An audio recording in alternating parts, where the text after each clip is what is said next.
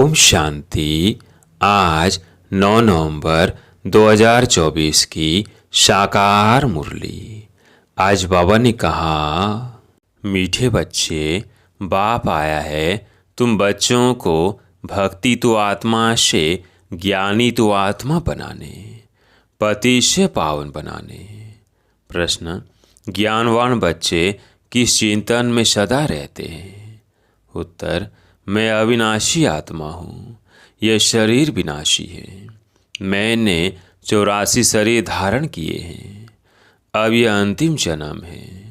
आत्मा कभी छोटी बड़ी नहीं होती है, शरीर ही छोटा बड़ा होता है। ये आंखें शरीर में हैं, लेकिन इनसे देखने वाली मैं आत्मा हूँ। बाबा आत्माओं को ही ज्ञान का तीसरा नेत्र देते हैं।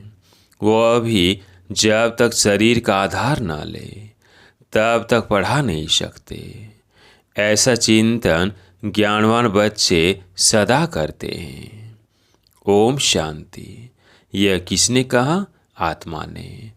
अविनाशी आत्मा ने कहा शरीर द्वारा।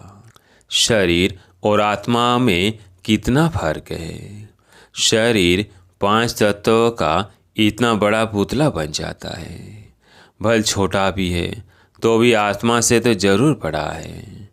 पहले तो एकदम छोटा पिंड होता है, जब थोड़ा बड़ा होता है तब आत्मा प्रवेश करती है। बड़ा होते होते फिर इतना बड़ा हो जाता है। आत्मा तो चैतन्य है ना। जब तक आत्मा प्रवेश न करे तब तक पुतला कोई काम का नहीं रहता है। कितना फर्क है। बोलने चलने वाली भी आत्मा ही है। वो इतनी छोटी सी बिंदी है, वह कभी छोटी बड़ी नहीं होती, विनाश को नहीं पाती। अब यह परमात्मा बाप ने समझाया है कि मैं अविनाशी हूँ और यह शरीर विनाशी है। उनमें मैं प्रवेश कर पार बजाता हूँ। यह बातें तुम अभी चिंतन में लाते हो।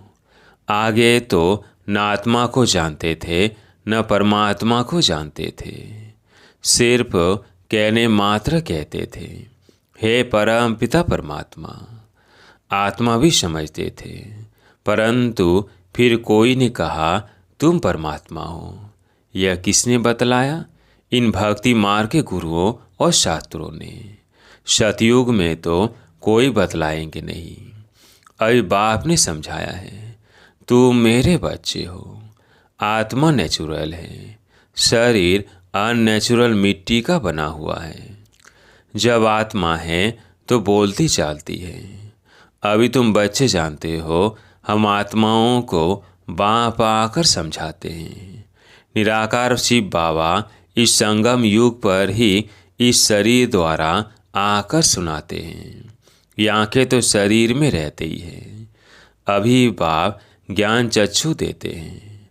आत्मा में ज्ञान नहीं है तो अज्ञान चक्षु है। बाप आते हैं तो आत्मा को ज्ञान चक्षु मिलते हैं। आत्मा ही सब कुछ करती है। आत्मा कर्म करती है शरीर द्वारा। अभी तुम समझते हो, बाप ने ये शरीर धारण किया है। अपना भी राज बताते हैं। सृष्टि के आदि मध्य अंत का राज भी बतलाते हैं। सारे नाटक का भी नॉलेज देते हैं। आगे तुमको कुछ भी पता नहीं था। हाँ, नाटक जरूर है। सृष्टि का चक्र फिरता है, परंतु कैसे फिरता है यह कोई नहीं जानते हैं। रचयिता और रचना के आदि मध्य अंत का ज्ञान अभी तुमको मिलता है। बाकी तो सब है भक्ति। बाप ही आकर तुमको ज्ञानी तो आत्मा बनाते हैं। आगे तुम भक्ति तो आत्मा थे, तू आत्मा भक्ति करते थे। अभी तुम आत्मा ज्ञान सुनते हो। भक्ति को कहा जाता है अंधियारा। ऐसे नहीं कहेंगे भक्ति से भगवान मिलता है। बाप ने समझाया है, भक्ति का भी पाठ है और ज्ञान का भी पाठ है। तुम जानते हो, हम भक्ति करते थे तो कोई सुख नहीं था। भक्ति करते धक्का खाते रहते थे, बाप को ढूंढते थे। अभी समझते हो, यज्ञ तप दान पुण्य आदि जो कुछ करते थे, ढूंढते ढूंढते धक्का खाते खाते तंग हो जाते हैं, तमो प्रधान बन जाते हैं। क्योंकि गिरना होता है ना, झूठे काम करना छीछी होना होता है। पतित भी बन गए। ऐसे नहीं कि पावन होने के लिए भक्ति करते थे। भगवान से पावन बनने बिगर हम पावन दुनिया में जा नहीं सकेंगे। ऐसे नहीं कि पावन बनने बिगर भगवान से नहीं मिल सकते। भगवान को तो कहते हैं आकर पावन बनाओ। पतित ही भगवान से मिलते हैं पावन होने के लिए। पावन से तो भगवान मिलता नहीं। सतयुग में थोड़ी लक्ष्मी नारायण से भगवान मिलता है। भगवान आ करके तुम पतितों को पावन बनाते हैं और तुम ये शरीर छोड़ देते हो। पावन तो इस तमो प्रधान पति सृष्टि में रह नहीं सकते। बाप तुमको पावन बनाकर गुम हो जाते हैं। उनका पाठ ड्रामा में वंडरफुल है। जैसे आत्मा देखने में आती नहीं है, भल साक्षात्कार होता है तो भी समझ न सके, और तो सबको समझ सकते हैं। यह फलाना है, यह फलाना है, याद करते हैं, चाहते हैं फलाने का चैतन्य में साक्षात्कार हो, और तो कोई मतलब नहीं। अच्छा, चैतन्य में देखते हो फिर क्या? साक्षात्कार हुआ फिर तो गुम हो जाएगा। अल्पकाल क्षण भंगुर सुख की आस पूरी होगी, उसको कहा जाएगा अल्पकाल क्षण भंगुर सुख। साक्षात्कार की चाहना थी, वो मिला। बस यहाँ तो मूल बात है पति से पावन बनने की। पावन बनेंगे तो देवता बन जाएंगे, अर्थात स्वर्ग में चले जाएंगे। शास्त्रों में तो कल्प की आयु लाखों वर्ष लिख दी है। समझते हैं कलयुग में अर्जुन 40,000 वर्ष पड़े हैं। बाबा तो समझाते हैं सारा कल्प ही 5,000 वर्ष का है। तो मनुष्य अंधियारे में है ना, उसको कहा जाता है घोर अंधियारा। ज्ञान कोई में है नहीं, वह सब है भक्ति। रावण जब से आता है तो भक्ति भी उनके साथ है, और जब बाप आते हैं तो उनके साथ ज्ञान है। बाप से एक ही बार ज्ञान का वर्षा मिलता है, घड़ी घड़ी नहीं मिल सकता। वहाँ तो तुम कोई को ज्ञान देते नहीं, दरकार ही नहीं। ज्ञान उनको मिलता है जो अज्ञान में है। बाप को कोई भी जानते ही नहीं। बाप को गाली देने बिगर कोई बात ही नहीं करते। ये अभी तुम बच्चे अभी समझते हो। तुम कहते हो ईश्वर सर्वव्यापी नहीं है, वो हम आत्माओं का बाप है। और वह कहते कि नहीं, परमात्मा ठीक कर भीतर में है। तुम बच्चों ने अच्छी तरह समझा है। भक्ति बिल्कुल अलग चीज़ है, उनमें जरा भी ज्ञान नहीं होता। समय ही सारा बदल जाता है। भगवान का भी नाम बदल जाता है, फिर मनुष्यों का भी नाम बदल जाता है। पहले कहा जाता है देवता, फिर क्षत्रिय, वैश्य, शूद्र। वह दैवी गुणों वाले मनुष्य है, और यह है आसुरी गुणों वाले मनुष्य। बिल्कुल छीछी है। गुरु नानक ने भी कहा है असंख्य चोर। मनुष्य कोई ऐसा कहे तो उनको झट कहेंगे तुम यह क्या गाली देते हो। परंतु बाप कहते हैं यह सब आसुरी संप्रदाय है। तुमको क्लियर कर समझाते हैं। वो रावण संप्रदाय, वो राम संप्रदाय। गांधी जी भी कहते थे हमको राम राज्य चाहिए। राम राज्य में सब निर्विकारी है, रावण राज्य में है सविकारी। इनका नाम ही है वैशालय, रौरव नर्क है नाम। इस समय के मनुष्य विषय वैतरणी नदी में पड़े हैं। मनुष्य, जानवर आदि सब एक समान है। मनुष्य की कोई भी महिमा नहीं है। 5 विकारों पर तुम बच्चे जीत पाकर मनुष्य देवता पद पाते हो। बाकी सब खत्म हो जाते हैं। देवताएं सतयुग में रहते थे, अभी इस कलयुग में असुर रहते हैं। असुरों की निशानी क्या है? 5 विकार। देवताओं को कहा जाता है संपूर्ण निर्विकारी और असुरों को कहा जाता है संपूर्ण विकारी। वह 16 कला संपूर्ण और यहाँ 9 कला। सबकी कला कायाचट हो गई है। अब यह बाप बच्चों को बैठ समझाते हैं। बाप आते भी है पुरानी आसुरी दुनिया को चेंज करने। रावण राज्य वैशालय को शिवालय बनाते हैं। उन्होंने तो यही नाम रख दिए, त्रिमूर्ति हाउस, त्रिमूर्ति रोड। आगे थोड़ी यह नाम थे। अब होना क्या चाहिए? ये सारी दुनिया किसकी है? परमात्मा की है ना। परमात्मा को दुनिया जो आधा कल्प पवित्र आधा कल्प अपवित्र रहती है। क्रिएटर तो बाप को कहा जाता है ना, तो उनकी ही यह दुनिया हुई ना।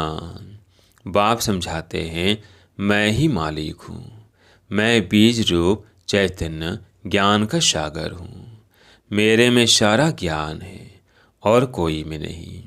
तुम समझ सकते हो इस सृष्टि चक्र के आदि मध्य अंत का नॉलेज बाप में ही है। बाकी तो सब है गपोड़े।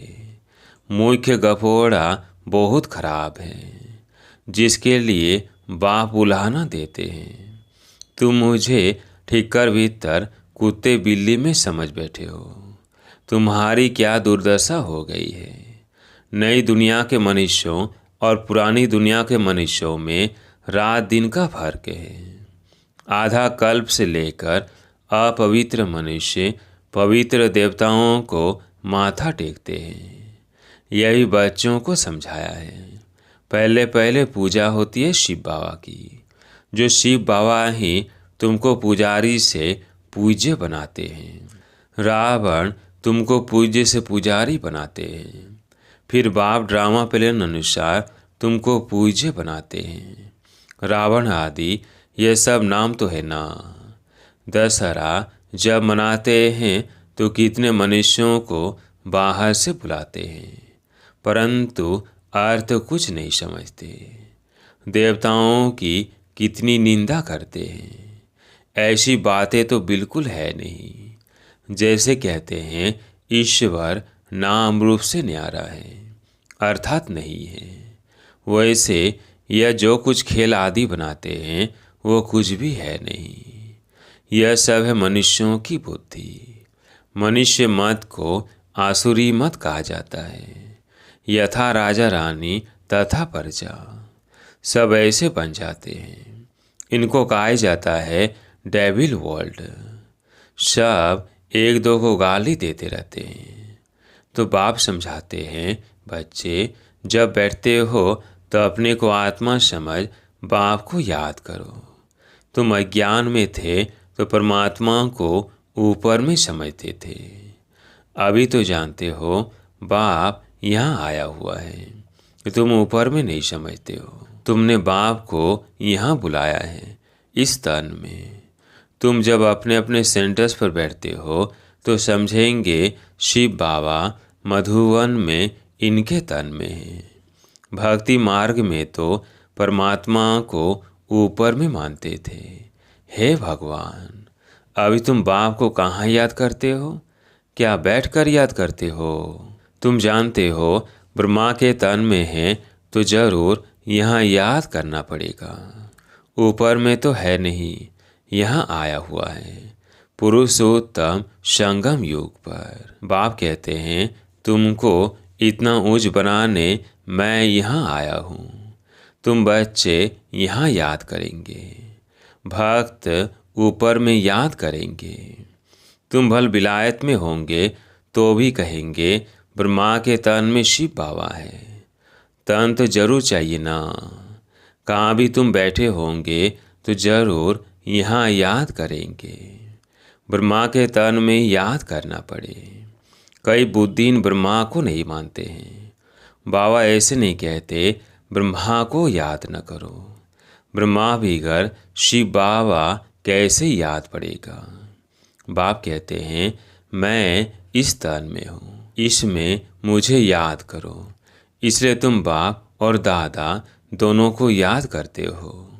बुद्धि में यह ज्ञान है, इनकी अपनी आत्मा है। शिव बाबा को तो अपना शरीर नहीं है। बाप ने कहा है मैं इस प्रकृति का आधार लेता हूँ। बाप बैठ सारे ब्रह्मांड और सृष्टि के आदिमय दंड का राज समझाते हैं और कोई ब्रह्मांड को जानते ही नहीं। ब्रह्म जिसमें हम और तुम रहते हो, सुप्रीम बाप नॉन सुप्रीम आत्माएं रहने वाली उस ब्रह्मलोक शांति धाम की है। शांति धाम बहुत मीठा नाम है। यह सब बातें तुम्हारी बुद्धि में है।